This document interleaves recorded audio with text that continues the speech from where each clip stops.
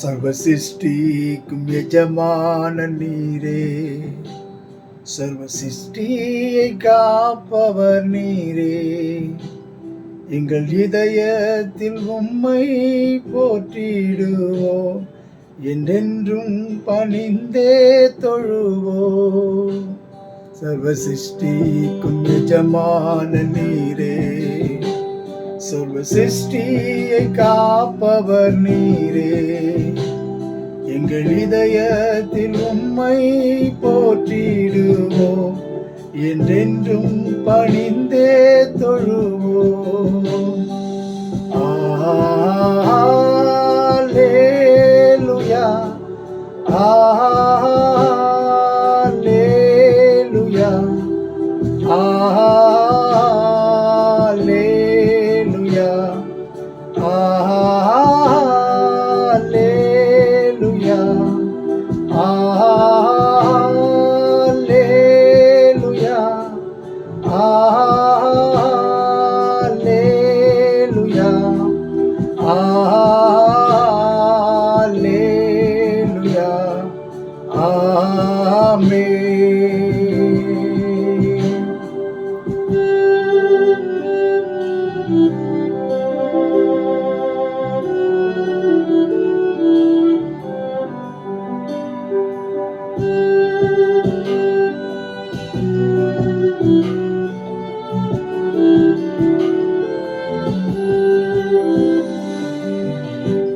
வானம் பூமி ஒழிந்து போனாலும் உம் வார்த்தை என்றும் மாறாதே. இவ்வாழ்க்கை அழிந்து மறைந்து போ, விசுவாசி என்றென்றும் நிலைப்பான். வானம் பூமி ஒழிந்து போனாலும் உம் வார்த்தை என்றும் மாறாதே. இவ்வாழ்க்கை அழிந்து மறைந்து போ, விசுவாசி என்றென்றும் நிலைப்பான்.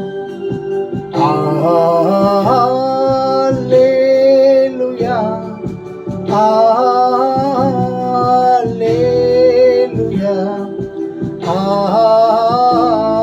அல்லேலூயா, அல்லேலூயா,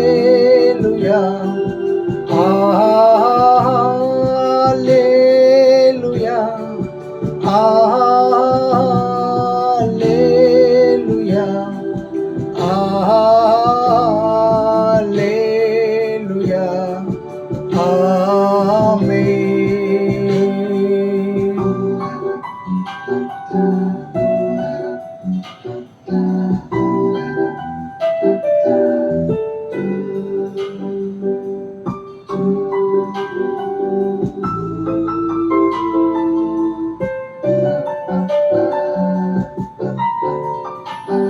சாத்தான் உன்னை எதிர்த்த போதும் ஜெய கிறிஸ்து உன்னோடு உண்டே. தோல்வி என்றும் உனக்கில்லையே, துதிகானம் தொனித்து மகிழ்வான். சாத்தான் உன்னை எதிர்த்த போதும் ஜெய கிறிஸ்து உன்னோடு உண்டே. தோல்வி என்றும் உனக்கில்லையே, துதிகானம் தொனிந்து மகிழ்வான். அல்லேலூயா, அல்லேலூயா, அல்லேலூயா, அல்லேலூயா, அல்லேலூயா, அல்லேலூயா,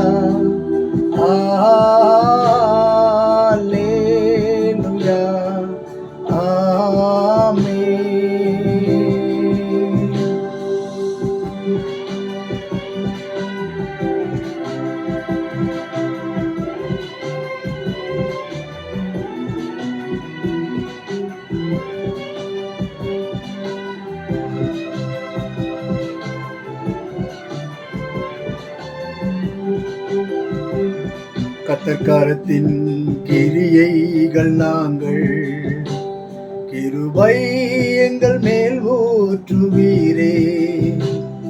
ஆவியாத்மா சரீரம் உன் சொந்தமே, அதை சாத்தான் தொடாமல் காப்பி. கர்த்தர்கரத்தின் கிரியைகள் நாங்கள், கிருபை எங்கள் மேல் ஊற்றுவீரே. ஆவியாத்மா சரீரம் உன் சொந்தமே, அதை சாத்தான் தொடாமல் காப்பி. அல்லேலூயா, அல்லேலூயா, அல்லேலூயா, அல்லேலூயா, அல்லேலூயா, அல்லேலூயா, அல்லேலூயா, ஆமென். ஆமென் ஆண்டவரே. ஹல்லேலூயா. ஸ்தோத்திரம் அப்பா, உம்மை ஸ்தோத்திரிக்கிறோம், உம்மை துதிக்கிறோம், உமக்கு நன்றி செலுத்துகிறோம். ஹல்லேலூயா, ஹல்லேலூயா. ஜீசஸ், உமக்கு நன்றி ராஜா, உமக்கு நன்றி ஆண்டவரே. ஆமென். ஹல்லேலூயா. ஆமென் ஆண்டவரே. இந்த உலகத்திலே யார் கைவிட்டாலும், அத்திமரம் துளிர் விடாமல் போனாலும் ஆண்டவரே, நீர் இருக்கிறீரப்பா. நீர் ஒருவர் மாத்திரம் போதும் ஆண்டவரே. உலகத்துல எது இருந்தாலும் இல்லைனாலும் பரவாயில்ல ஆண்டவரே. அத்திமரம் துளிர் விடாமல் போனாலும், திராட்சை செடி பலன் கொடாமல் போனாலும், கர்த்தருக்குள் மகிழ்ச்சியாயிருப்பே. என் தேவனுக்குள் களி கூறுவே. அத்திமரம் துளிர் விடாமல் போனாலும், திராட்சை செடி பலன் கொடாமல் போனாலும், கர்த்தருக்குள் மகிழ்ச்சியாயிருப்பே. என் தேவனுக்குள் களி கூறுவே.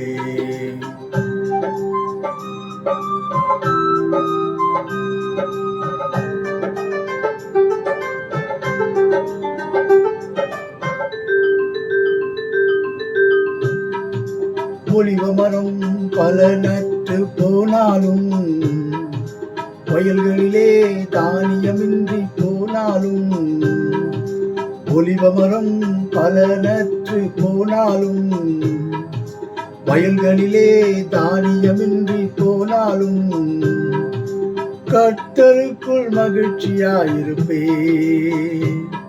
என் தேவனுக்குள் களி கூறுவே. நான் கர்த்தருக்குள் மகிழ்ச்சியாயிருப்பே. என் தேவனுக்குள் களி கூறுவே.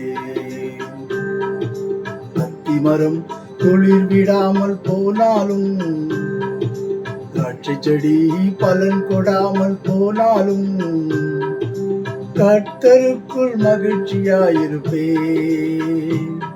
என் தேவனுக்குள் களி கூறுவே. ஸ்தோத்திரம் ஆண்டவரே. ஆமாப்பா, இந்த உலகத்துல அத்தி மரம் துளிர் விடாமல் போனாலும், திராட்சை செடி பலன் கொடாமல் போனாலும், உண்மையிலே நாங்கள் நம்பிக்கையா இருப்போம் ஆண்டவரே. ஹல்லேலூயா.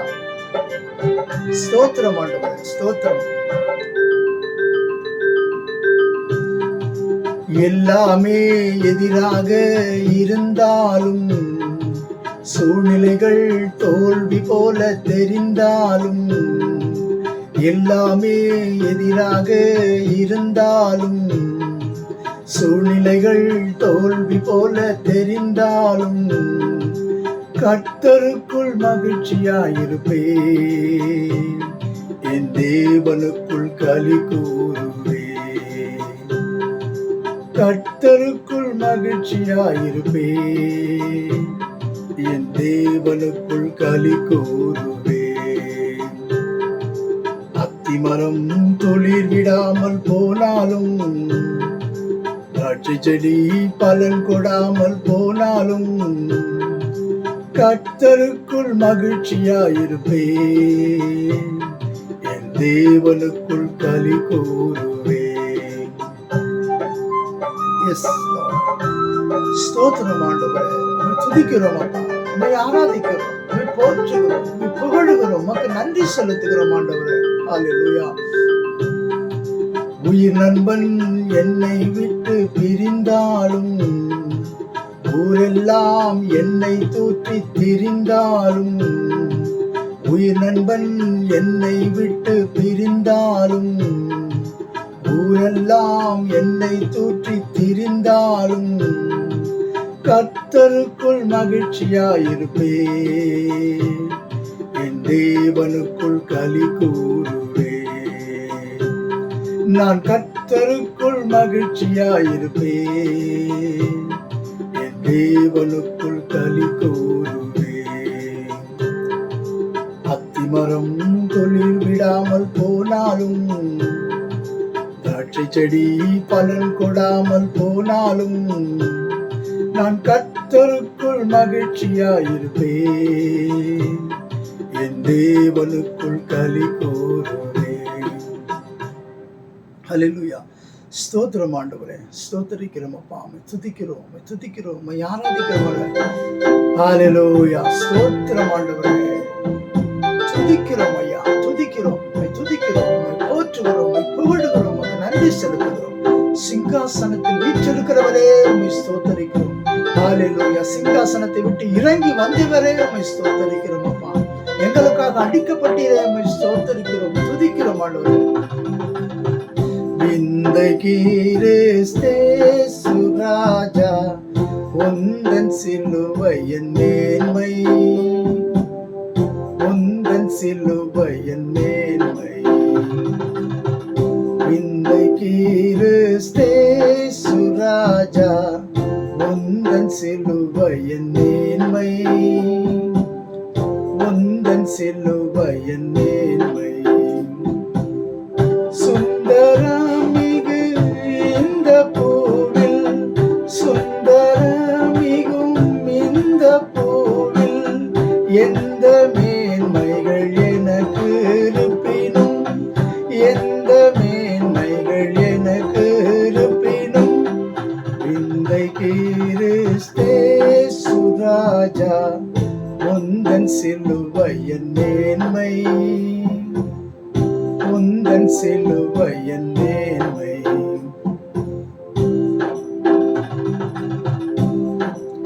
திரண்ட ஆஸ்தி, உயர்ந்த கல்வி, செல்வாக்குகள் எனக்கு இருப்பினும், திரண்ட ஆஸ்தி, உயர்ந்த கல்வி, செல்வாக்குகள் எனக்கு இருப்பினும், குருசை நோக்கி பார்க்க எனக்கு, குருசை நோக்கி பார்க்க எனக்கு, உரிய பெருமைகள் யாவும் அற்பமே, உரிய பெருமைகள் யாவும் அற்பமே.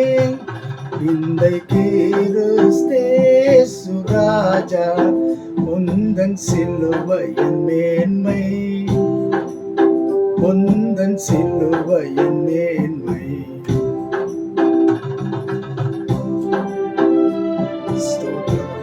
ஸ்தோத்திரம் ஆண்டவரே. இந்த உலகத்துல எது இருந்தாலும் இல்லைனாலும் உம்முடைய அன்பு போதும் ஆண்டவரே. உம்முடைய அன்புக்கு ஈடு இணை இந்த உலகத்துல ஒன்றுமில்லை தகப்பனே. எந்த சூழ்நிலையில நேசிக்கிறவரே, உம் குருசே ஆசிக்கெல்லாம் ஊற்றாம் வாட்டாம் ஜீவநதியாம், உம் குருசே ஆசிக்கெல்லாம் ஊற்றாம் வாட்டாம் ஜீவநதியாம்.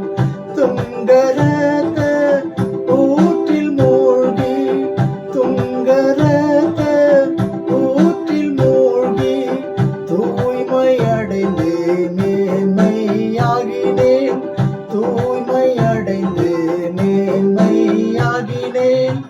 விந்தை கிறிஸ்தேசு ராஜா, ராஜா உந்தன் சிலுவையின் மேன்மை, உந்தன் சிலுவையின் மேன்மை.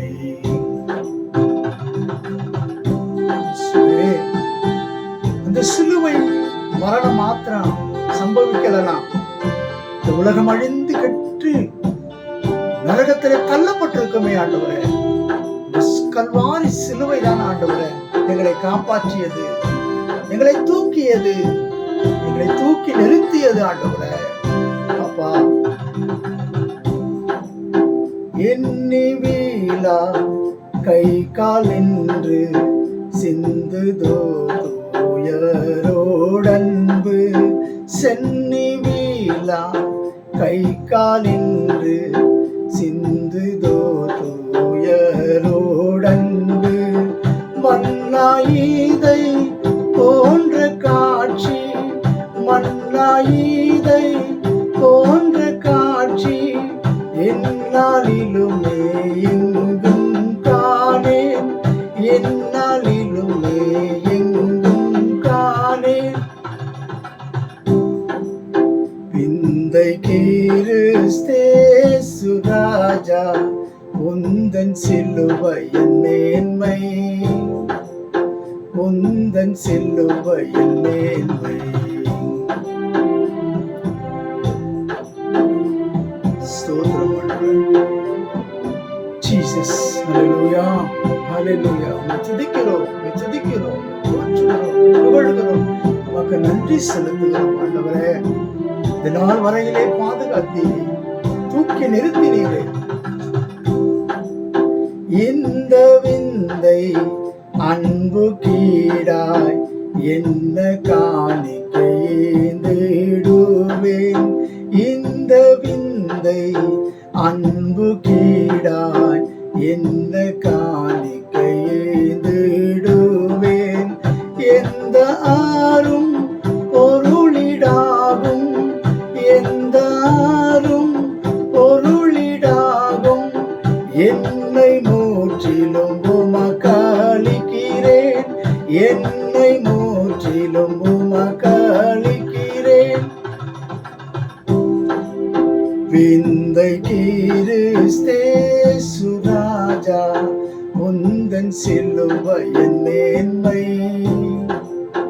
உந்தன் சிலுவையின் மேன்மை. விந்தை கிறிஸ்தேசு ராஜா உந்தன் சிலுவையின் மேன்மை, உந்தன் சிலுவையின் மேன்மை.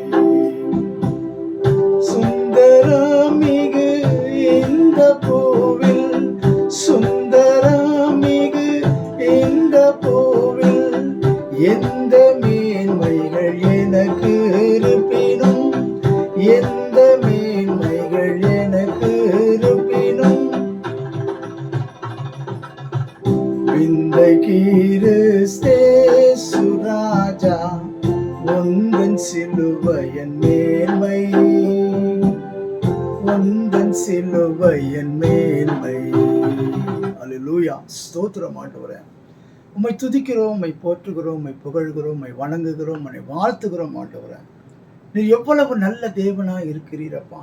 உம்மை நன்றியோடு துதிக்கிறோம், ஸ்தோத்திரிக்கிறோம் ஆண்டவரே. இந்த நேரத்தில் ஆண்டவரே கர்த்தாவே, உம்முடைய அன்பை துதிக்க, உம்மை போற்ற, உம்மை வாழ்த்த, உம்மை வணங்க நீர் கொடுத்த கிருபைக்காய் உமக்கு நன்றி ஆண்டவரே. கர்த்தாவே, நீர் எங்களை அழைத்து வந்ததின் நோக்கம், எங்களை அடிமைத்தனத்திலிருந்து மீட்டெடுத்ததின் நோக்கம், பாவ குழியிலிருந்து தூக்கி நிறுத்தியதின் நோக்கம் உம்மை ஆராதிக்க, உம்மை துதிக்க, உம்மை போற்ற, உம்மை புகழ ஆண்டவரே. 40 வருடம் வனாந்தரத்திலே மன்னாவையும் காடைகளையும் கொடுத்து திருப்தியாக நடத்தி வந்தீர் ஆண்டவரே. இரவிலே அக்னி ஸ்தம்பத்தையும் பகலிலே மேக ஸ்தம்பத்தையும் ஆண்டவரே, பகலிலே ஏசி போட்டு கொடுத்தீங்களே ஆண்டவரே. இந்த 40 வருஷம் கால் தேயவும் இல்லை, அந்த செப்பல் தேயவும் இல்லை ஆண்டவரே. அப்படியாய் நீர் பாதுகாத்து வந்தீரே, உமக்கு நன்றி அப்பா. உம்முடைய நோக்கம் உம்மை ஆராதிக்க வேண்டியது, உம்முடைய நோக்கம் ஆண்டவரே உம்மை துதிக்கும், போற்றி, உம்மை வாழ்த்தி வணங்க வேண்டும் என்று சொல்லிதான் ஆண்டவரே நீர் எங்களை அழைத்து வந்தீரேப்பா. அதற்காக உம்மை நன்றியோடு துதிக்கிறோம், ஸ்தோத்தரிக்கிறோம் ஆண்டவரே. ஹல்லேலூயா, ஹல்லேலூயா. உமக்கு நன்றி ராஜா, உமக்கு நன்றி ஆண்டவரே. ஹalleluya. உம்மை நன்றியோடு துதிக்கிறோம் அப்பா. உம்மை நன்றியோடு துதிக்கிறோம் ஆண்டவரே. ஹalleluya. உமக்கு நன்றி ராஜா, உமக்கு நன்றி ராஜா. உம்மை போற்றுகிறோம், புகழுகிறோம், உம்மை வாழ்த்துகிறோம், உம்மை வணங்குகிறோம், உமக்கு நன்றி செலுத்துகிறோம். ஹalleluya. இந்த நாளிலும் ஆண்டவரே கர்த்தாவே, கடந்த நாட்களிலே நாங்கள் பார்த்து கொண்டு வந்தது போல ஹalleluya, இந்த நேரத்திலும் ஆண்டவரே கர்த்தாவே, அந்த ஆவிக்குரிய தன்மை என்ற காரியங்கள் இந்த வாரம் கடைசியாக முடிக்கிறபடினாலே உம்முடைய கிருபை தயவு எங்களோடு கூட இருந்து வழி நடத்தட்டும். இந்த நாளிலும் ஆண்டவரே தியானிக்கிற அந்த தியானம் ஆண்டவர் உமக்கு பிரியமாகவும் ஆண்டவரை சித்தம் செய்வதற்காக அதை பயன்படுத்தும் கர்த்தர் நீங்கள் உதவி செய்யும்படியாக என்னுடைய கரத்தில் ஒப்பு கொடுக்கிறேன் அப்பா. இந்த துதி பலிகளை எல்லாம் என் ஆண்டவரும் என் ரட்சகரும் என் மீட்பரும் ஆகிய இயேசு கிறிஸ்துவின் மூலமாக பிதாவே உமக்கு ஏறெடுக்கிறோம். ஹalleluya. ஸ்தோத்திரம் ஸ்தோத்திரம் ஸ்தோத்திரம் ஸ்தோத்திரம். இந்த நாளிலும் பார்த்தீங்கன்னு சொன்ன பிரியமானவர்களே, இந்த ஆவிக்குரிய தன்மை என்ற இந்த இதில் பார்த்தீங்கன்னு சொன்னால் இன்றைக்கு முதலாவது இந்த ஆவிக்குரிய தன்மையில் கடைசியாக முடிக்கிறது என்னன்னு பார்த்தீங்கன்னு சொன்னால் வருகைக்கு காத்திருக்கிறது. அதாவது இந்த வருகைக்கு எதிர்பார்த்திருக்கிறது. முதலாவது பார்த்தீங்கன்னு சொன்னால் எதிர்பார்ப்பு, ரெண்டாவது பார்த்தீங்கன்னு சொன்னால் அந்த எதிர்பார்ப்புக்குரிய கிரியைகள், மூன்றாவது பார்த்தீங்கன்னா கர்த்தர் நம்மளே அழிவில் விடாதபடி பாதுகாக்கிறவராக இருக்கிறார். அல்லேலூயா. ஸ்தோத்திரம் ஆண்டவரே, நம்மை நன்றியோடு துதிக்கிறோம், ஸ்தோத்திரிக்கிறோம். இந்த நாளிலும் ஆண்டவரே உடைய கரத்தில் ஒப்பு கொடுத்து ஜெபிக்கிறேன் ஆண்டவரே. முதலாவதாக இந்த எதிர்பார்ப்பு என்ற அந்த முதல் தலைப்பு, இரண்டாவது தலைப்பு கிரியை, மூன்றாவது தலைப்பு அழிவுக்கு நேராக எங்களை நடத்தாமல் மீட்டெடுக்கிறேன். இந்த மூன்று காரியங்களை தியானிக்க இருக்கிறோம். கர்த்தர் தாமே நீர் எங்களோடு கூட இடைப்படும்படியாக என்னுடைய கரத்தில் ஒப்பு கொடுத்து ஜெபிக்கிறோம்.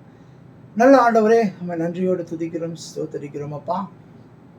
இந்த நாளிலும் தியானிக்கின்ற இந்த வார்த்தைகள் ஆண்டவரே கர்த்தாவே, இது எங்களுக்குள்ளே கிரியை செய்யும்படியாய் இந்த உலகத்திலே ஜீவிப்பதற்கு இது முக்கியமான காரியமாக இருக்கிறபடினால் இது எங்கள் உள்ளத்திலே கிரியை செய்யும்படியா, எங்கள் குடும்பத்திலே கிரியை செய்யும்படியா கரத்தில் ஒப்பு கொடுத்து ஜெபிக்கிறோம்.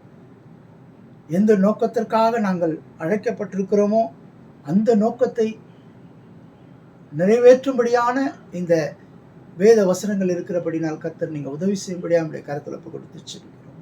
இயேசு கிறிஸ்துவின் மூலம் ஜெபிக்கிறோம் எங்கள் நல்ல பிதாவே, ஆமென். இந்த நாளிலும் பார்த்தீங்கன்னு சொன்னால் 1 தெசலோனிக்கேயர் 1 அதிகாரம் 5 10 வசனங்களை வரைக்கும் நான் முதலாவது பார்க்கிறேன். இது எதிர்பார்ப்பை குறித்தது. எங்கள் சுவிசேஷம், அதாவது பவுல் சில்வானும் தீமோத்தேயுவும் பிதாவாகிய தேவனுக்கும் கர்த்தராகிய இயேசு கிறிஸ்துக்குள்ளமாக இருக்கிற முதலாவது வசனம் தெசலோனிக்கேயர் சபைக்கு எழுதுகிறதாவது. அதாவது தெசலோனிக்கேயர் சபைக்கு இவங்க எழுதுறாங்க. என்ன எழுதுறாங்க பாருங்க. எங்கள் சுவிசேஷம் உங்களிடத்தில் வசனத்தோடு மாத்திரம் அல்ல, வல்லமையோடும் பரிசுத்த ஆவியோடும் முழு நிச்சயத்தோடும் வந்தது. நாங்களும் உங்களுக்குள்ளே இருந்தபோது உங்கள் நிமித்தம் எப்படிப்பட்டவர்களாய் இருந்தோம் என்று அறிந்திருக்கிறீர்களே. நீங்கள் மிகுந்த உபத்திரவத்திலே பரிசுத்த ஆவியின் சந்தோஷத்தோடு திருவசனத்தை ஏற்றுக்கொண்டு எங்களையும் கர்த்தரையும் பின்பற்றுகிறவர்களாகி இவ்விதமாய் மக்கதோனியாவிலும் அகாயாவிலும் உள்ள விசுவாசிகள் யாவருக்கும் மாதிரிகளானீர்கள். இங்க பார்த்தீங்கன்னு சொன்னா இந்த தெசலோனிக்கேயர் பட்டணத்தாரு எப்படி தங்களை ஆயத்தப்படுத்தி கொண்டிருக்கிறார்கள், எப்படி தங்களை தேவன் வருகைக்கு தங்களை எப்படி ஆயத்தப்பட்டு கொண்டிருக்கிறார்கள் சொல்லிட்டு இதை மற்ற சபைகளும் பார்க்குறாங்க, மற்றவர்களும் பார்க்கிறாங்க. எப்படி ஆண்டவரை எப்படி எதிர்நோக்குவது என்று சொல்லி இதை பார்க்க போறீங்கன்னு சொன்னா இந்த 10 கன்னிகள் பார்த்தீங்கன்னு சொன்னா 10 கன்னியர்கள் மணவாளன் வருவதற்கு எதிர்கொண்டு போறதுக்கு போறாங்க. அங்க மணவாளன் வருவதற்கு நேரமான காரணத்தினால இதுல இந்த 10 கன்னியர்கள் என்ன பண்றாங்கன்னா 5 கன்னியர்கள் அந்த எண்ணெயை கொண்டு போறாங்க. மீதி 5 கன்னியர்கள் என்ன பண்றாங்க, எண்ணெயை கொண்டு போகல. அப்போ இந்த 5 கன்னியர்கள் என்ன பண்றாங்க, மணவாளன் வருவதை எதிர்நோக்குவதற்கு அவங்க ஆயத்தமா இல்லை. அப்படி மணவாளனை எதிர்நோக்க ஆயத்தமா இருக்க வேண்டும் என்று சொன்னால் நம்ம எப்படி இருக்க வேண்டும், அந்த அபிஷேக தைலமாகப்பட்டது நம்மளை நடத்தும். அதனால தான் ஆண்டவர் சொன்னார், நான் போய் உங்களுக்கு ஒரு தேற்றரவாளனை அனுப்புகிறேன், அவர் வந்து உங்களுக்கு எல்லாவற்றையும் போதித்து நடத்துவார் என்று சொல்லி. இப்போ இந்த 10 கன்னியர்கள், இதில் 5 கன்னியர்கள் எண்ணெயோடு கூட இருக்கிறாங்க. மணவாளன் வர தாமதிக்கும் பொழுது அப்போ இவங்கெல்லாம் அங்கே ஒரே இடத்துல இருக்கிறாங்க. அப்போ மணவாளன் வர சத்தம் கேட்ட உடனே என்ன பண்ணுறாங்க இவங்க, எங்களுக்கும் கொஞ்சம் எண்ணெய் கொடுங்கன்றாங்க. இல்லை, நீங்கள் வருவதற்குள்ளே நீங்கள் போய் வாங்கி கொண்டு வருங்க. போய் இவங்க எண்ணெய் வாங்கி கொண்டு வருவதற்குள்ளாக என்ன நடந்தது, மணவாளன் வந்து விட்டார். ஆயத்தமாக இருந்தவர்கள் இந்த மணவாளனுடைய அந்த விழாவுக்கு சென்று விட்டார்கள். இதுக்கு என்ன காரணம்னு பார்த்தீங்கன்னு சொன்னால், இங்கே பிரியமானவர்களே, இந்த தெசலோனிக்க பட்டணத்தை குறித்து பவுல் அழகாக சொல்லுகிறார். இந்த சபை மக்கள் எவ்வளவு எதிர்பார்ப்போடு இருந்தார்கள். ஏன்னு கேட்டிங்கன்னா, இவங்க என்ன பண்ணுறாங்க, இயேசு கிறிஸ்துவை ஏற்றுக்கொண்டாங்க, பவுல் சொல்கிற கருத்தை ஏற்றுக்கொண்டு இவங்க என்ன பண்ணுறாங்க, ரெடியாக இருக்கிறாங்க. இன்றைக்கு நீங்கள் பார்த்தீங்கன்னு சொன்னால் பிரியமானவர்களே, யாராக ஒன்றா இருக்கலாம், இந்த வசனம் மாறாது. பிரசங்கிக்கிறவர்கள் யாரோட பிரசங்கிக்கலாம். இன்னைக்கு நான் பிரசங்கிக்கலாம், இன்னைக்கு மற்றவங்க வேற யாராவது பிரசங்கிக்கலாம், இன்னைக்கு ரோட்டில் போறவங்க கூட பிரசங்கிக்கலாம். ஆனால் இந்த பிரசங்கத்தை மனிதன் பண்ணுகிறதா பார்க்காமல் இதுல வருகிற வார்த்தைகளை நீங்கள் உற்று கவனிப்பீர்கள் என்று சொன்னால், இந்த வார்த்தைகளை குறித்து நீங்கள் மேன்மை பாராட்டுவீர்கள் என்று சொன்னால், இந்த வார்த்தையில என்ன சொல்லப்பட்டிருக்கிறது என்பதை நீங்கள் ஆராய்ந்து பார்ப்பீர்கள் என்று சொன்னால், நீங்கள் எப்படிப்பட்டவர்களாக இருக்கலாம். அந்த 10 கன்னிகையில் 5 கன்னிகைகள் ஆயத்தமாக இருந்தார்கள். மணவாளன் எப்போ வந்தாலும் அப்படி அந்த விளக்குல அந்த எண்ணெய் தீர்ந்து போயிட்டாலும் நம்ம அதுக்கேற்ற எண்ணெயை அவங்க கூட வச்சுக்கிட்டு இருந்தாங்க. நேரம் ஆனாலும் அந்த நேரம் எப்போ வரன்னு தெரியாமல் இருந்தாலும் அந்த விளக்கு அணைஞ்சாலும் உடனே இவங்க என்ன பண்ணுறாங்க, அந்த எண்ணெயோட காத்து கொண்டு ரெடியாக இருக்கிறாங்க. அப்படிப்பட்டவர்கள் ஆண்டவருடைய அந்த ராஜ்யத்துக்கு செல்ல முடியும். இன்றைக்கு இதை தான் ஆண்டவர் கடைசி காலத்தில் நம்மளோடு கூட பேசுகிறார். இந்த ஆவிக்குரிய தன்மை உடையதை குறித்து நாம் பார்த்து கொண்டு வருகிறோம். கடந்த வாரங்களிலே பார்த்து கொண்டு வருகிறோம். இது கடைசியான வாரத்திலே அவருடைய வருகை குறித்து நாம் பார்க்கிறோம். எப்படி நாம் தன்னைத்தானே தயார் செய்து கொள்ள வேண்டும். இதை ஒன்றா பேசி விடலாமா, எப்படி ஒன்றாய் வாழ்ந்து விடலாமா என்பது இல்லை பிரியமானவர்களே. வார்த்தை என்ன சொல்லுகிறது. எனக்கு எங்கள் தலைமை போதகர் ஒருவர் இருந்தார். நான் ஆரம்ப காலத்தில் ரட்சிக்கப்பட்ட பொழுது அவரிடத்தில் சிலர் வந்து பஞ்சாயத்து பண்ணுவதற்கு கேட்க வருவார்கள். என் குடும்பத்தில் இந்த என் மனைவி சரியில்லாமல் இருக்கிறா, என் குடும்பத்தில் என் மருமக சரியில்லை, எங்கள் மாமியார் சரியில்லைன்னு சொல்லி அவங்க வந்து இந்த பாஸ்டர்கிட்ட ரிப்போர்ட் பண்ணுவாங்க. அப்போ அந்த பாஸ்டர் ஒரு வார்த்தை சொல்லுவார், நான் உங்களுக்கு எதுவும் சொல்ல வேண்டியதில்லை, வேத வசனத்தில் எப்படி சொல்லப்பட்டிருக்கிறதோ அதன்படி நீங்கள் நடந்தீங்கன்னு சொன்னால் உங்களுக்கு பிரச்சனை இல்லை. வேற ஒன்றும் சொல்ல மாட்டார். வேத வசனம் என்ன சொல்லப்பட்டிருக்கிறதோ அதன்படி நீங்க போய் நடங்க, அதன்படி உங்களை வாழ்க்கையை மாற்றிக்கொள்ளுங்க, ஒரு பிரச்சனையும் வராதுன்னு சொல்லி எவ்வளவோ கோர்ட்டு கேஸ் எல்லாம் போய் ஒண்ணுமே பண்ண முடியாததெல்லாம் கூட இந்த வேத வசனம் மாற்றி இருக்கிறது. இந்த வேத வசனம் ஒவ்வொருவரையும் புடமிட்டு இருக்கிறது. ஒவ்வொரு மனிதனுடைய இருதயத்தை மாற்றுவது இந்த வேத வசனமே தவிர இந்த உலகத்துல வேற ஒன்றும் கிடையாது பிரியமானவர்களே. அழகாக இருப்பதை பார்த்து அல்ல, அருமையாக பேசுகிறார் என்பதை பார்த்து அல்ல, இவர் வாயிலிருந்து வருகிற வார்த்தைகள் அழகாக இருக்குது என்பதற்காக அல்ல, அவருடைய தொண்டை உச்சரிப்பு நன்றாக இருக்கலாம், அவர் பேசுகிற வார்த்தை இனிமையாக இருக்கலாம், அதை பார்ப்பதற்காக நம்ம போகவில்லை. இந்த வார்த்தை என்ன சொல்லப்பட்டிருக்கிறது, அவர் வாயிலிருந்து வருகிற வசனம் என்ன வசனம், இது இயேசு கிறிஸ்துவனுடைய வசனம், இது தேவனுடைய வார்த்தை, அதை தான் நாம் பார்க்கணுமே தவிர மனிதனை பார்க்கவே கூடாது. யார் பேசுகிறார்கள், யார் சொல்லுகிறார்கள் குறித்து நமக்கு கவனிக்க வேண்டிய அவசியமே இல்லை. அப்படி பார்த்தா சினிமாவில் எவ்வளோ ரசிகர்கள் வருகிறார்கள், அழகை பார்த்து அவர்களை ரசிக்கிறார்கள். அது அல்ல பிரியமானவர்களே, நீங்கள் பார்க்க வேண்டியது தேவனுடைய வார்த்தை. இயேசுவை போல் அழகுள்ளோர் இந்த பூமியில ஒருவரும் இல்லை பிரியமானவர்களே. அதை பார்க்க வேண்டுமே தவிர மற்ற காரியங்களை நான் பார்க்க கூடாது. பாருங்க, அடுத்த வசனத்தை நான் வாசிக்கிறேன். தெசலோனிக்கா 7வது வசனம். இவ்விதமாய் மக்கோத்தோனியாவிலும் அகாயாவிலும் உள்ள விசுவாசிகள் யாவரும் மாதிரிகளானீர்கள். எப்படியெனில் உங்களிடத்திலிருந்து கர்த்தருடைய வசனம் மக்கோத்தோனியாவிலும் அகாயாவிலும் தொனித்தது மாத்திரமல்ல, நாங்கள் அதை குறித்து ஒன்றும் சொல்ல வேண்டியதாய் இராதபடிக்கு தேவனை பற்றின உங்கள் விசுவாசம் எங்கும் பிரசித்தமாயிற்று. பாருங்க, இவங்க இந்த சபை மக்கள் செய்த காரியம், இவங்க போய் அதிகமா மற்றவர்களுக்கு சுவிசேஷத்தை சொல்லாதபடிக்கு இது பிரசித்தமாயிற்று அப்படின்னு சொல்லி என்ன சொல்றாரு? அதை குறித்து மேன்மை பாராட்டுகிறார். ஹல்லேலூயா. பிரியமானவர்களே, சற்று சிந்தித்து பார்க்க வேண்டும். 9வது வசனம் பாருங்க. ஏனெனில் அவர்கள் தாமே எங்களை குறித்து உங்களிடத்தில் நாங்கள் அடைந்த பிரவேசம் இன்னதென்பதையும் ஜீவனுள்ள மெய்யான தேவனுக்கு ஊழியம் செய்வதற்கு நீங்கள் விக்கிரகங்களை விட்டு தேவனிடத்திற்கு மனம் திரும்பினதையும், இந்த கடைசி 10வது வசனம் தான் அவர்களை குறித்து பவுல் எவ்வளவு மேன்மையாக சொல்லுகிறார் பாருங்க. அவர் மரித்தோரிலிருந்து எழுந்தின பின்பு வரும் எழுப்பினவரும் இனிவரும் கோபாக்கையின் நின்று நம்மை நீங்களாக்கி ரட்சிக்கிறவருமாய் இருக்கிற அவருடைய குமாரனாகிய இயேசு பரலோகத்திலிருந்து வருவதை நீங்கள் எதிர்பார்த்து கொண்டிருக்கிறதையும் அறிவீர்களே. இந்த 10வது வசனம் தான் ஒரு சர்டிபிகேட் கொடுக்குறாரு. இந்த தெசலோனிக்கா பட்டணத்தை பார்த்து, சபையாரை பார்த்து ஒரு சர்டிபிகேட் கொடுக்குறாரு. என்ன சர்டிபிகேட் கொடுக்குறாரு? நீங்க சரியா எதிர்பார்த்து கொண்டிருக்கிறீர்களே. இதுதான் இந்த 3 காரியங்களை குறித்த தலைப்பு. எதிர்பார்த்து கொண்டிருக்கிறார்கள் இந்த தெசலோனிக்கா பட்டணத்தார். எப்படிலாம் எதிர்பார்த்து கொண்டிருக்கிறார் என்பதை குறித்து தான் இந்த 5வது வசனத்திலிருந்து நாம் வாசித்தோம். முதலாவதாக எதிர்பார்த்து கொண்டிருப்பது, அதை குறித்து எப்படி சொல்றாரு பாருங்க. அவர் மரித்தோரிலிருந்து எழும்பினவரும் இனிவரும் கோபாக்கினேன் என்று நம்மை நீங்களாக்கி ரட்சிக்கிறவருமாய் இருக்கிற, நம்ம மேல இருக்கிற கோபங்கள், நம்ம மேல இருக்கிற சாபங்கள், நமக்கு விரோதமா செயல்பட்டவர்கள், நம்ம இந்த உலகத்திலே எப்படியெல்லாம் வாழ்ந்திருப்போம், இந்த கோபாக்கினையின் நம்மள இருந்து மீட்டெடுக்க வேண்டும் என்பதற்காகவே அந்த இயேசு கிறிஸ்து வரப்போகிறார் என்பதை குறித்து எதிர்பார்த்து கொண்டிருக்கிறதை குறித்து தான் பவுல் அழகாக சொல்லுகிறார். மிக பரிதாபமான காரியங்கள்லாம் இருக்குதுங்க பிரியமானவர்களே. அவருடைய ரகசிய வருகைன்னு சொல்லிட்டு பைபிள்ல கிடையாது. ரகசிய வருகைன்னு சொல்லப்பட்டில்லை. ஆனா மாறாக என்ன சொல்லப்பட்டிருக்கிறதுனா, திருடனை போல வருவாராம். திருடன் எப்படிப்பட்ட நேரத்துல வருவான்? எல்லாம் தூங்கிக்கிட்டு இருக்கும் பொழுது ரகசியமான நேரத்துல அவன் வருவான்.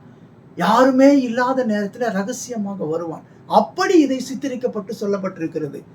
எல்லாம் பைபிளை பார்த்துட்டு எங்க ரகசிய வருகைன்னு சொல்லலையேன்னு சொல்லி, இந்த ரகசிய வருகையில எடுத்துக்கொள்ளப்படவில்லை என்று சொன்னால் பரிதபிக்கப்பட்டவர்களாய் மாறிவிடுவோம். இப்பொழுது அவருடைய சத்தத்தை நீங்கள் கேட்கவில்லை என்று சொன்னால், இப்பொழுது அவருடைய சத்தத்தை நீங்கள் கேட்க மறந்து விட்டீர்கள் என்று சொன்னால், இப்பொழுது அவருடைய சத்தத்திற்கு செவி கொடுக்கவில்லை என்று சொன்னால், அவர் கூப்பிடன் சத்தம் நமக்கு காதுல கேட்காது. அந்த சத்தம் கேட்க வேண்டும் என்று சொன்னால், இன்றைக்கு தேவ வசனத்தினுடைய இந்த சத்தத்தை நாம் கேட்டு பழக்கப்பட்டவர்களாய் இருக்க வேண்டும். இன்னைக்கு எவ்வளோ பெரிய ஆளா இருக்கலாம் பிரியமானவர்களே. இன்னைக்கு கோடி கோடியாக சம்பாதித்து வைத்துக் கொண்டு இருக்கலாம். ஒவ்வொரு கிறிஸ்துவர்களும் இதை தான் எதிர்பார்த்து கொண்டிருக்கிறார்கள். ஹல்லேலூயா. சற்று சிந்தித்து பார்க்க வேண்டும். இந்த நாளிலும் கர்த்தர் நமக்கு கொடுக்கிற இந்த வார்த்தையை, இந்த ஆவிக்குரிய தன்மையின் இந்த பார்த்து கொண்டு வருகிற இந்த இத்தனை வாரமாக பார்த்து கொண்டு இருந்தோம். இந்த கடைசி வாரத்திலே தேவன் நமக்கு கொடுக்கிற எச்சரிப்பு, நமக்கு கொடுக்கிற அழைப்பு, நாம் எதிர்பார்த்து கொண்டு இருக்க வேண்டும். எதிர்பார்க்க வேண்டும் என்று சொன்னால் கிரியை எப்படிப்பட்டதாக இருக்க வேண்டும், அதுதான் அடுத்தது பார்க்க போறோம். முதலாவதாக நம்ம எதிர்பார்த்து கொண்டு இருக்கிறோம். அவர் எப்பொழுது வருவார், என்றைக்கு வருவார் என்று சொல்லி பார்த்து கொண்டிருக்கோம். அதுக்கு முன்பாக எக்கால சத்தத்தோடு வருகிறது பகிரங்க வருகை. அதுக்கு முன்பாக ரகசிய வருகை. இந்த ரகசிய வருகை எடுத்துக்கொள்ளப்படவில்லை என்று சொன்னால் இந்த பகிரங்க வருகையில ஒன்றும் பண்ண முடியாது. ஹல்லேலூயா. சற்று சிந்தித்து பார்க்க வேண்டும்.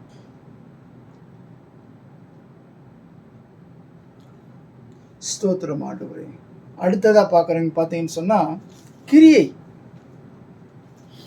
பாருங்க. கிரியை பாருங்க. இந்த கிரியை குறித்து பவுல் என்ன அழகாக சொல்றாரு பாருங்க. பிலிப்பியருக்கு சொல்றாரு பாருங்க. இந்த கிரியை எப்படிப்பட்ட கிரியைன்னு சொல்லிட்டு நம்ம பார்க்க இருக்கிறோம். பிலிப்பியர் 3வது அதிகாரம் 9வது வசனத்திலிருந்து நான் வாசிக்கிறேன். நான் கிறிஸ்துவை ஆதாயப்படுத்திக் கொள்ளும்படிக்கும் நியாய பிரமாணத்தினால் வருகிற சுய நீதியை உடையவனாய் இராமல் கிறிஸ்துவை பற்றும் விசுவாசத்தினாலே வருகிறதும் விசுவாசம் உள்ளவனாய் தேவனால் உண்டாயிருக்கிறதுமான நீதியை உடையவனாய் இருந்து கிறிஸ்துவுக்குள் இருக்கிறவன் என்று காணப்படும்படிக்கும் இப்படி நான் அவரையும் அவருடைய உயிர்த்தெழுதலின் வல்லமையையும் அவருடைய பாடுகளின் ஐக்கியத்தையும் அறிந்திருக்கிறதற்கும் அவருடைய மரணத்திற்கொப்பான மரணத்திற்குள்ளாகி எப்படியாயினும் நான் மரித்தோலிருந்து உயிரோடு எழுந்திருப்பதற்கு தகுதியாகும்படிக்கு ஒவ்வொரு காரியங்களும் நம்ம இப்படி ஆயத்தப்படணும். நம்முடைய கிரியை இப்படி இருக்கணும். அவருக்காக எல்லாவற்றையும் என்ன சொல்றாரு பாருங்க பவுல், அவருக்காக எல்லாவற்றையும் நான் எல்லாவற்றையும் நஷ்டம் என்று விட்டேன், குப்பயமாக எண்ணுகிறேன். இதுதான் அவருடைய கிரியை. யாரு? பவுலுடைய கிரியை எப்படிப்பட்டதா இருக்கிறது பாருங்க. இன்றைக்கு நாம் எப்படி வாழ்ந்து கொண்டு இருக்கிறோம் சற்று சிந்தித்து பார்க்க வேண்டும்.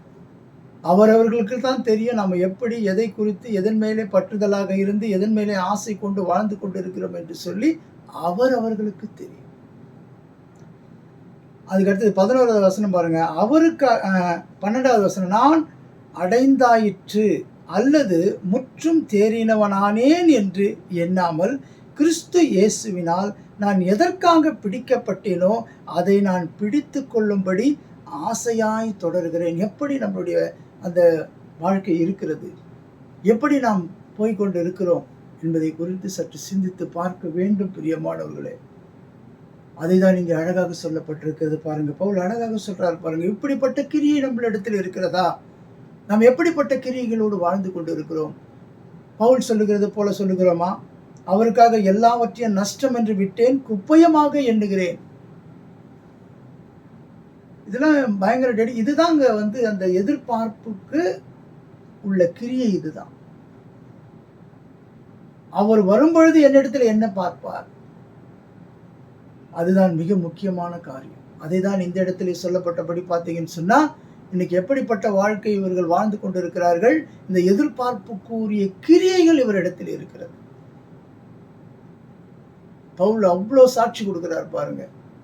அவருடைய வருகைக்கு நாம் எப்படி ஆயத்தமாக இருக்கிறோம், நம்முடைய கிரியை எப்படிப்பட்ட கிரியையா இருக்கிறது என்று சொல்லி இந்த இடத்திலே பார்த்து கொண்டு வருகிறோம் பாருங்க. 13வது வசனம், சகோதரரே அதை பிடித்து கொண்டேன் என்று நான் எண்ணுகிறதில்லை, ஒன்றும் செய்கிறேன் பின்னானவைகளை மறந்து முன்னானவைகளை நாடி. பின்னானவைகளை மறந்து ஆண்டவர் நம்மளை ரட்சிக்கும் பொழுது அநேக காரியங்கள் நமக்குள்ளே நடந்திருக்கும். அதை குறித்தே யோசித்து கொண்டு அதை குறித்தே நினைத்து கொண்டு இல்லாமல், என்னை ரட்சித்தவர், என் பாவத்தை மன்னித்தவர், என்னை பரிசுத்தமாக்கினவர், அவர் வருகையிலே நான் தகுதி உள்ளவனாய் இருக்க வேண்டும் என்று சொல்லி, எப்படிப்பட்ட கிரியை உள்ளவர்களாய் நாம் இருக்க வேண்டும் என்று சொல்லி சுய பரிசோதனை செய்ய வேண்டும்.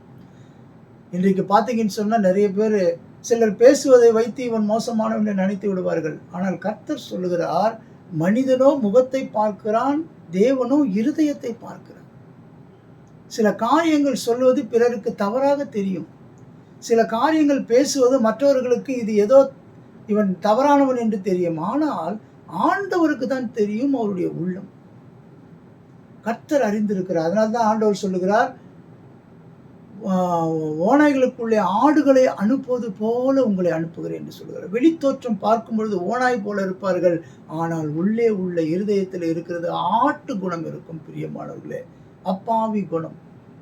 கசாப்புக்காரன் ஓட்டி கொண்டு போவான், அதை வெட்டுவதற்காக ஓட்டி கொண்டு போவான். ஆனால் அதுக்கு தெரியாது, நம்மளை வெட்ட போகிறாங்கன்னு தெரியாது. ஆகையினாலே அப்படிப்பட்ட ஒரு குணாதிசயம் உள்ளுக்குள்ளே இருக்கும். ஆனால் வெளித்தோற்றத்தை பார்க்கும் பொழுது பார்த்தீங்கன்னு சொன்ன பிரியமானவர்களே, நம் மற்றவர்களுக்கு அருவருப்பாக தெரியுமா இருப்போம், நம் மற்றவர்களால் புறக்கணிக்கப்பட்டவர்கள் போல இருப்போம். ஆனால் தேவனுக்கு தெரியும் எப்படிப்பட்டவன் என்று சொல்லி சற்று சிந்தித்து பார்க்க வேண்டும் பிரியமானவர்களே. நம்முடைய கிரியை எப்படிப்பட்ட கிரியைகளாக இருக்க வேண்டும். இப்படிப்பட்ட கிரியைகள் நம்ம இடத்துல இருக்கிறதா? எல்லாவற்றையும் நஷ்டம் என்று விட்டுவிட்டு அவருக்காகவே நாம் வாழ்கிறது போல இருக்கிறதா? நீங்கள் எந்த இடத்துல வேலை செய்து கொண்டிருந்தாலும் இன்றைக்கு பார்த்தீங்கன்னு சொன்னால் இதனுடைய டாபிக் எப்படின்னு பார்த்தீங்கன்னு சொன்னால் ஆவிக்குரிய தன்மைகள். அவங்க ரெடியாக இருக்கிறாங்க. எப்படி அந்த 10 கன்னியர்கள் அந்த 5 கன்னியர்கள் எண்ணெயோடு வந்தாங்களோ அதுபோல் இன்னைக்கும் இந்த உலகத்தில் வாழ்ந்து கொண்டிருக்கிற பரிசுத்தவான்கள் இருக்கிறார்கள். இந்த பரிசுத்தவான்களை அழிவை காண ஒட்டாராம்.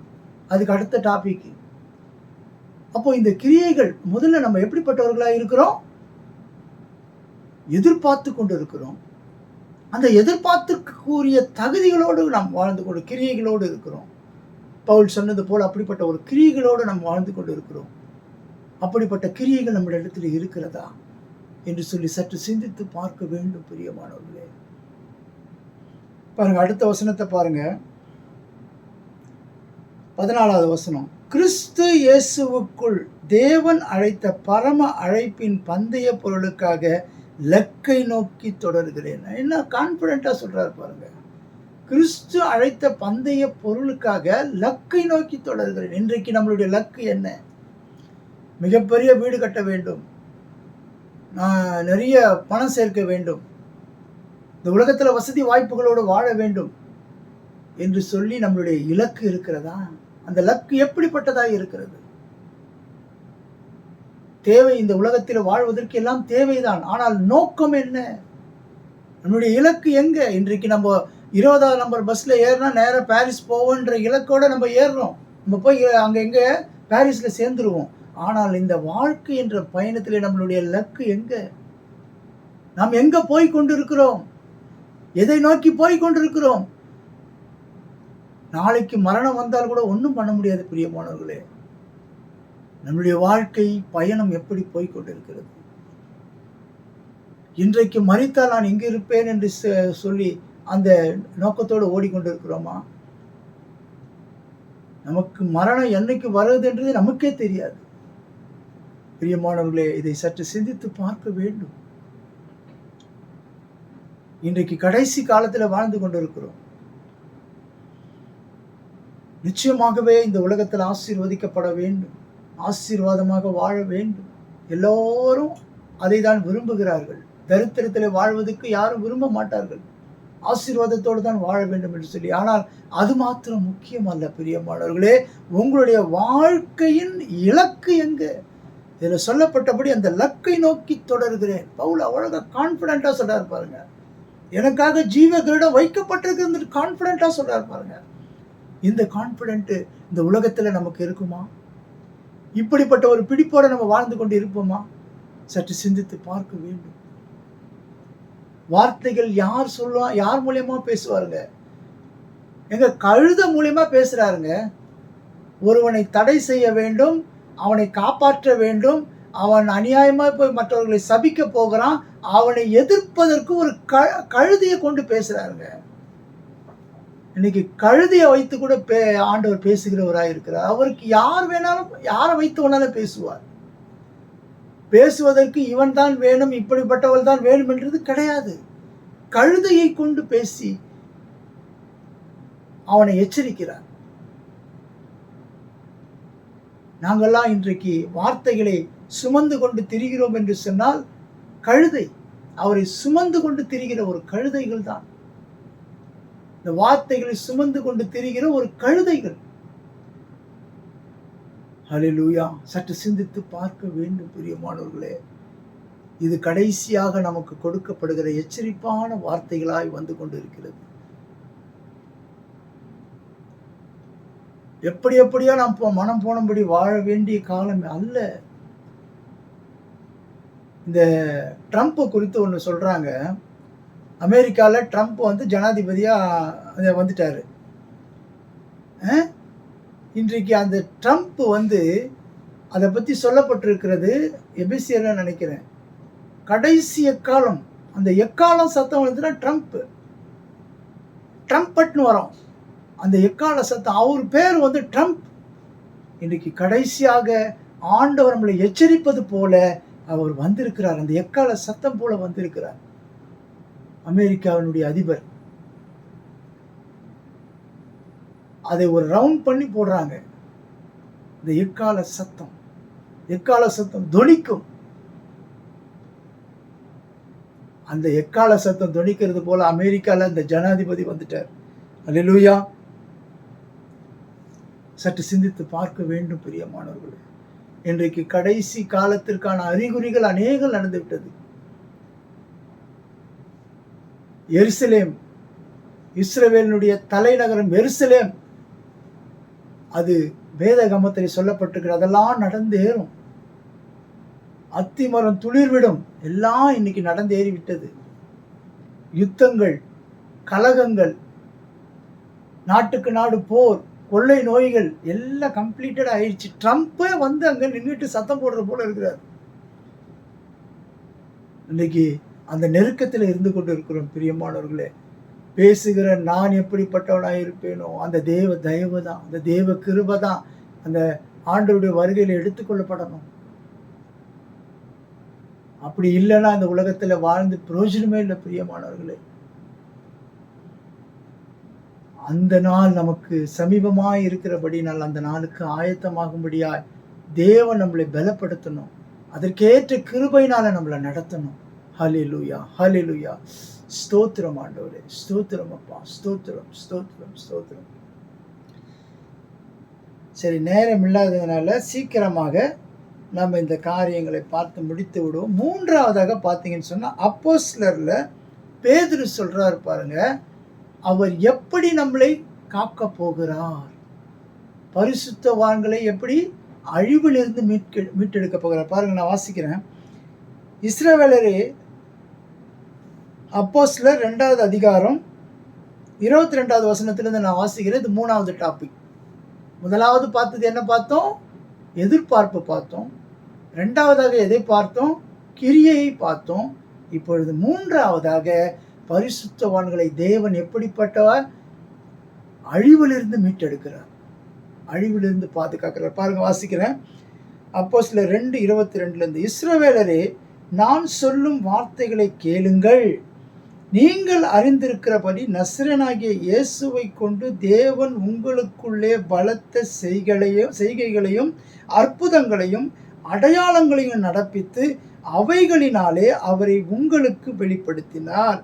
அப்படி இருந்தும் தேவன் நிர்ணயித்திருந்த ஆலோசனையின்படியையும் அவருடைய முன்னறிவிப்பின்படியையும் ஒப்பு கொடுக்கப்பட்ட அந்த இயேசுவை நீங்கள் பிடித்து அக்கிரமக்காரருடைய கைகளினாலே சிலுவையிலே ஆணி அடைத்து கொலை செய்தீர்கள். தேவன் அவருடைய மரண உபாதைகளின் கட்டை அவிழ்த்து அவரை எழுப்பினார். அவர் மரணத்தினால் கட்டப்பட்டிருக்க கூடாது இருந்தது. அவரை மரணம் ஒன்றும் செய்யாதுங்க. அதனாலதான் ஆண்டவர் சொல்லுவாரு, இந்த வசனம்லாம் நீங்க கொஞ்சம் தியானம் பண்ணாதான் தெரியும். மரித்தவர்கள் அடக்கம் பண்ணிட்டு நீ என்னை பின்பற்றி வா அப்படின்னு சொல்றாரு சீடர்களுக்கு. அப்போ மரித்தவர்களை அடக்கம் பண்ணட்டும். நன்றாக இந்த உலகத்தை யோசித்து பாருங்க. இந்த வார்த்தை மரித்தவர்கள் எப்படி அடக்கம் பண்ண முடியும்? அதை தான் இங்கே சொல்லப்பட்டிருக்கிறது. மரித்தவர்களை அடக்கம் பண்ணட்டும், நீ என்னை பின்பற்றி வா என்று ஆண்டவர் சொல்லுகிறார் என்று சொன்னால் நித்திய ஜீவன் அவரிடத்திலே தான் உண்டு. அப்ப அவர் என்ன சொல்ல வர்றாரு? என்னை பின்பற்றுகிறவன் மரித்தாலும் பிழைப்பான். அவர் சொல்லுகிறது அந்த நித்திய ஜீவனை குறித்து. அவர் எப்பவுமே அதை தான் டார்கெட் பண்ணிட்டு இருப்பார், பரலோகத்தை தான், அதை தான் மைண்ட் பண்ணுவார். அவர் சொல்லுகிற வார்த்தை என்ன அழகாக சொல்றாரு பாருங்க, நீ என்னை பின்பற்றி வா என்று சொல்றார். அதுக்காக இன்னைக்கு மரித்தவர்கள் நம்ம விட்டுட்டு போனன்றதுக்காக ஆண்டவர் சொல்ல வரல, அதை உணர வைக்கிறார். அது மரணம் சம்பவித்து விட்டது, அது மரித்து போய்விட்டார்கள். ஆனால் நீ என்னை பின்பற்றி வா, நான் உனக்கு நித்திய ஜீவனை கொடுக்கிறேன். ஹல்லேலூயா! எவ்வளவு அர்த்தமுள்ள வார்த்தை, எவ்வளவு ஆவிக்குரிய வார்த்தை பாருங்க. அதனால்தான் அந்த வார்த்தையை சொல்லுகிறார். மரித்தவர்களை அடக்கம் பண்ணட்டும், நீ என்னை பின்பற்றி வா. அப்பொழுது அந்த நித்திய ஜீவனை குறித்து தேவன் சொல்லுகிறார். அதனால்தான் ரோமர் 8வது அதிகாரத்தில் நீங்க பார்த்தீங்கன்னு சொன்னா 7வது அதிகாரத்தில் அவர் சொல்லுவாரு, இந்த பாவ பிரமாணத்திலிருந்து என்னை விடுதலையாக்குகிறவன் யார்? நான் விரும்புகிறதை செய்யாமல் நான் விரும்பாததை செய்கிறேனே, இந்த பிரமாணம் என்னை ஆளுகிறதே. ஆனா அந்த 8வது அதிகாரத்துல சொல்றாரு, உடனே அந்த அடுத்த அதிகாரத்திலே வருது, ரோமர் 8வது அதிகாரத்துல முதல்ல வருது, ஆவியின் சிந்தையோ நித்திய ஜீவன், மாமிச சிந்தையோ மரணம். என்ன அழகாக சொல்றாரு பாருங்க. அப்போ ஆண்டவர் குறித்து காட்டுகிறதெல்லாம் மேலானவைகளை சொல்லுகிறார். இன்னைக்கு மேலானவைகளை நாடுங்கன்னு சொன்னா, பெரிய ஒரு எல்ஐசி பில்டிங் மேல போய் உட்கார்றது இல்லை, இல்ல ஒரு 50 அடுக்கு மாடியின் மேல போய் இருந்து நம்ம வீடு வசிக்கிறது இல்லை. மேலானவைகள் என்பது என்னன்னா, தேவன் விரும்புகிற மேலானவைகள் எங்க? இத பாருங்க, இந்த கிரியைகளை பாருங்க, இதெல்லாம் பாருங்க, இதுதாங்க மேலானவைகள். இதைதான் ஆண்டவர் சொல்லுகிறார், மேலானவைகளை நாடுங்கள். அல்லேலூயா. பாருங்க, அடுத்தது பாத்தீங்கன்னு சொன்னா 25வது வசனம் பாருங்க. அப்போஸ்தலர் 2:25. அவரை குறித்து தாவீது, கர்த்தரை எப்பொழுது எனக்கு முன்பாக நிறுத்தி நோக்கி கொண்டிருக்கிறேன், நான் அசைக்கப்படாதபடி அவர் என் வலது பாரிசத்திலே இருக்கிறார். இயேசு கிறிஸ்துவை குறித்து தாவீது சொல்றாரு பாருங்க. தாவீதின் குமாரனே என்று இவர்கள் எல்லாம் சொல்றாங்க. ஆண்டவர் அதை பார்த்து சொல்றாரு, தாவீதே சொல்றாரு, என்ன சொல்றாரு பாருங்க. அவரை குறித்து தாவீது, கர்த்தரை எப்பொழுது எனக்கு முன்பாக நிறுத்தி நோக்கி கொண்டிருக்கிறேன், நான் அசையாதபடிக்கு அவர் என் வலது பாரிசத்திலே இருக்கிறார். அதுக்கு அடுத்த வசனம் பாருங்க, 26. அதனாலே என் இருதயம் மகிழ்ந்து, என் நாவு களி கூர்ந்து, என் மாம்சமும் நம்பிக்கையோடு தங்கி இருக்கும். 27வது வசனம், என் ஆத்துமாவை பாதாளத்தில் விடீர், உம்முடைய பரிசுத்தர் அழிவை காண ஒட்டீர். எவ்வளவு தீர்க்க தரிசனமா சொல்றாரு பாருங்க. என்ன சொல்றாரு பாருங்க, 27வது வசனம், என் ஆத்துமாவை பாதாளத்தில் விடீர். இன்னைக்கு இது முக்கியமான காரியங்க. தாவீது தீர்க்க தரிசனமா சொல்றாரு, இன்னைக்கு நம்மளுடைய ஆத்துமா நரகத்துக்கு போகக்கூடாது. ஏன்னா அன்னைக்கு ஆண்டவர் எப்படி அந்த மண்ணினாலே ஒரு உருவத்தை உண்டாக்கி அதுல நாசியே அவருடைய நாசியை அதுல ஊதினார். அவருடைய அந்த சுவாசம் அதற்குள்ள மனுஷனுக்குள்ளே வந்தது. அதுதான் ஆத்துமா. அதை ஆண்டவர் அவருடையது, அதை பிசாசானவன் கெடுக்கக்கூடாது, அது நரகத்துக்கு போகக்கூடாது என்பதற்காகத்தான் இவ்வளவு காலம் இந்த உலகத்திலே ஆண்டவர் வந்து தவித்து நமக்காக அடிக்கப்பட்டு ரத்தம் சிந்தி மரித்து 3ஆம் நாள் உயிர் தெழுந்தால். பிரியமானவர்களே, இந்த சுவாசம், இந்த ஆத்துமா அழியக்கூடாது. அதற்காகத்தான் பாருங்க, அடுத்த வசனம் பாருங்க, 28வது வசனம், ஜீவ மார்க்கங்களை எனக்கு தெரியப்படுத்தினீர், உம்முடைய சன்னிதானத்திலே என்னை சந்தோஷத்தினால் நிரப்புவீர் என்று சொல்லுகிறான். பாருங்க, தாவீது எவ்வளவு கன்ஃபார்மா சொல்றாரு பாருங்க. இந்த 3 காரியங்களை நாம் தியானித்தோம். நிறைய காரியங்கள் இருக்கிறது, இன்னும் அநேக வசனங்கள் இருக்கிறது. இப்பொழுது நாம் இதை முடிக்க இருக்கிறோம். இந்த வாரத்தோடு இது முடிந்து விட்டது. இந்த ஆவிக்குரிய தன்மை என்கின்ற இந்த தொடர் போதனை இன்றோடு முடிந்து விட்டது. இந்த தொடரிலே நாம் என்னென்னலாம் கற்றுக்கொண்டோமோ இதையெல்லாம் நாம் தியானம் செய்து நம்முடைய வாழ்க்கையை கர்த்தருக்கு பிரியமான ஒரு வாழ்க்கையாக வாழ தேவன் நம்மளை அங்கீகரிக்கணும், ஆசீர்வதிக்கணும். ஹல்லேலூயா, ஸ்தோத்திரம் ஆண்டவரே. ஹல்லேலூயா, ஸ்தோத்திரம் ஸ்தோத்திரம் ஸ்தோத்திரம். ஹல்லேலூயா, ஸ்தோத்திரம் ஆண்டவரே. ஹல்லேலூயா ஹல்லேலூயா, ஸ்தோத்திரம் அப்பா, ஸ்தோத்திரம் ஆண்டவரே.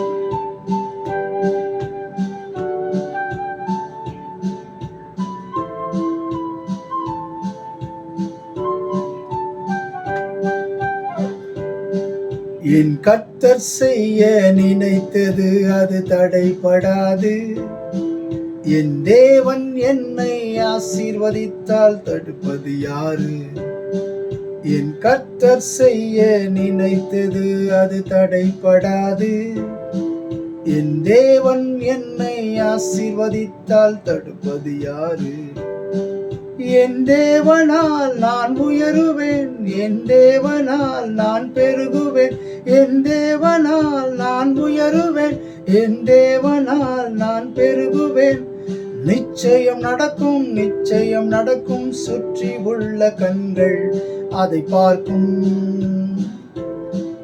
என்னை சுற்றி உள்ள கண்கள் அதை பார்க்கும்.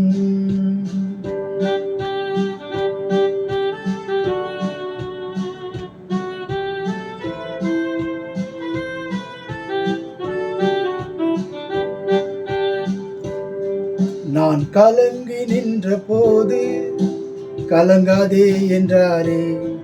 நான் தனித்து நின்ற போது நான் இருக்கிறேன் என்றாரே. நான் கலங்கி நின்ற போது கலங்காதே என்றாரே. நான் தனித்து நின்ற போது நான் இருக்கிறேன் என்றாரே. கர்த்தர் எந்தன் கரம் பிடித்து நான் உன்னை விட்டு விலகேன், நான் உன்னை என்றும் கைவிடேன் என்றாரே. கர்த்தர் எந்தன் கரம் பிடித்து நான் உன்னை விட்டு விலகேன், நான் உன்னை என்றும் கைவிடேன் என்றாரே. என் தேவனால் நான் உயருவேன், என் தேவனால் நான் பெருகுவேன், என் தேவனால் நான் உயருவேன், என் தேவனால் நான் பெருகுவேன். நிச்சயம் நடக்கும், நிச்சயம் நடக்கும். சுற்றி உள்ள கண்கள் அதை பார்க்கும். என்னை சுற்றி உள்ள கண்கள் அதை பார்க்கும்.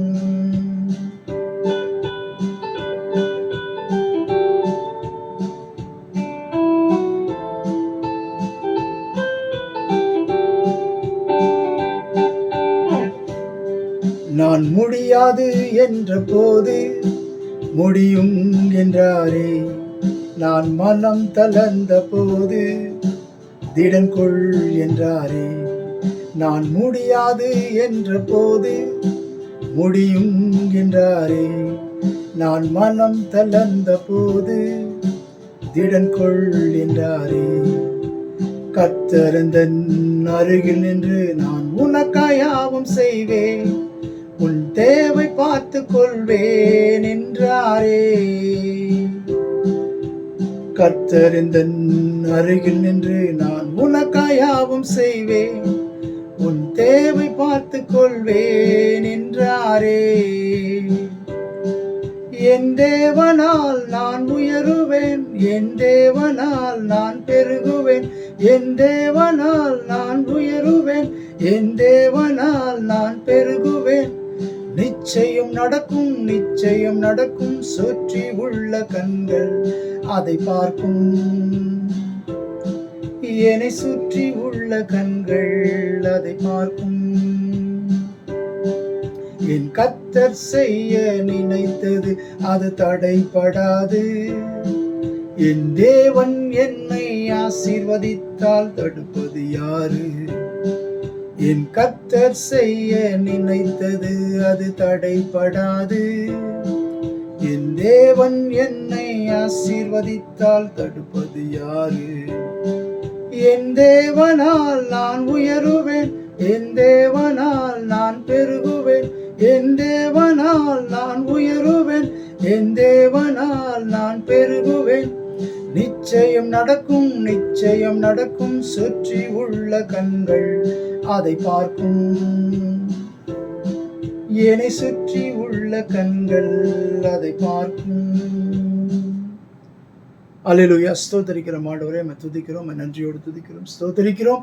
இந்த நாளிலும் ஆண்டவரே கர்த்தாவே, உம்முடைய கிருபை, உம்முடைய தயவு, உம்முடைய இரக்கம் எங்களை வழிநடத்தும்படியாய் கூட செபிக்கிறோம். என்னென்ன தேவைகள் இருக்கிறதோ எல்லாவற்றையும் நீர் சந்திக்கப்படும்படியாக நம்முடைய கரத்தில் ஒப்பு கொடுத்து செபிக்கிறோம். ஆண்டவரே கர்த்தாவே, எல்லாவற்றையும் நீங்க பொறுப்பெடுத்துக் கொண்டு ஆசீர்வதித்து வழிநடத்தும்படியாக கூட செபிக்கிறோம். குறைவுகளை நிறைவாக்குகிற தேவன் நீராய் இருக்கிறீர் ஆண்டவரே. ஆசீர்வதிக்கிற தேவன் நீராய் இருக்கிறீர் ஆண்டவரே. எங்களை பாதுகாக்கிற தேவன் நீராய் இருக்கிறீர் ஆண்டவரே. எங்களை துன்பத்தின் நடுவிலே நடந்தாலும் பொல்லாப்புக்கு பயப்படாதபடி பாதுகாக்கிறவர் நீர் இருக்கிறீர் ஆண்டவரே. எல்லாவற்றையும் உடைய கரத்தில் ஒப்பு கொடுத்து செபிக்கிறோம். இயேசு கிறிஸ்துவின் மூலம் செபிக்கிறோம் எங்கள் நல்ல பிதாவே, ஆமேன். என் ஆத்மாவே கர்த்தரை ஸ்தோத்திரி, என் முழு உள்ளமே உடைய பரிசுத்த நாமத்தை ஸ்தோத்திரி. என் ஆத்மாவே கர்த்தரை ஸ்தோத்திரி, கர்த்தர் செய்த சகல உபகாரங்களையும் மறவாதே. நம் ஆண்டவராகிய இயேசு கிறிஸ்துவின் கிருபையும் பிதாவாகிய தேவனுடைய அன்பும் பரிசுத்த ஆவியானவருடைய அந்யோன்ய ஐக்கியமும் இன்றும் என்றும் சதா காலம் நம்மள் அனைவரோடு கூட இருப்பதாக. ஆமீன்.